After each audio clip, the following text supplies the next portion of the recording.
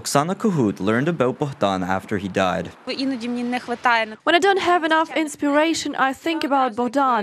He always had this fire in his soul that would awake this lust for life. Oksana is a winner of the Heavenly 100 Hero Travel Grant for Young Scientists. Thanks to the grant, this young Ukrainian gave a speech in Oxford to speak about science in Ukraine and life post-Maidan. I understood that this is not just good for me, but this is also a chance to help my country and to represent it internationally.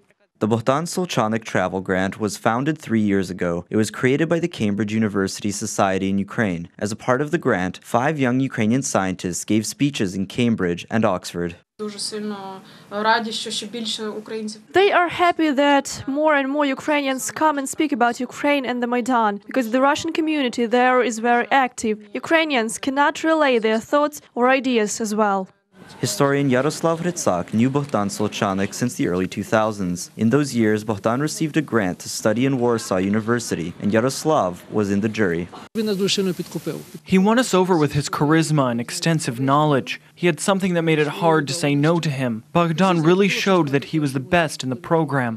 Hrytsak says that Bohdan was a man of many talents. He worked in science, taught in the Ukrainian Catholic University, led an active public life, and wrote poetry. He had this serious obsession with history.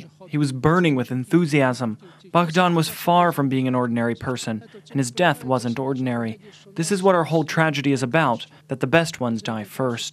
Bogdan Solchanik took part in many events, and Maidan came as a natural choice for him.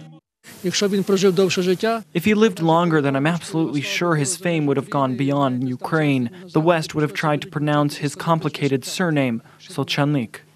Bohdan was from Stary Sambir, and the town now has a school named after him. This idea was pushed forward by Lyubov Olinik. She says that it lifts the patriotic spirits of students. We tell them that he was as little like you, and he sat at this desk, loved Ukraine, learned history.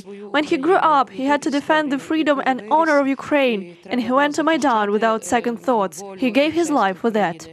Stefania Antonovna was Bohdan's first teacher. She remembers that since childhood, he was a people person. He would bring books from the library to the class. Kids would surround him and he would read it out loud and show them the pictures.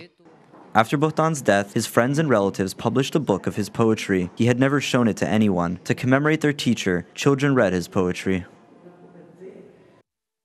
Я належу до тих, хто завжди сідає з краю, хто міняє рівний асфальт на стежку гірську. Я належу до тих, кому завжди чогось бракує, але не грошей, а так, води у піску.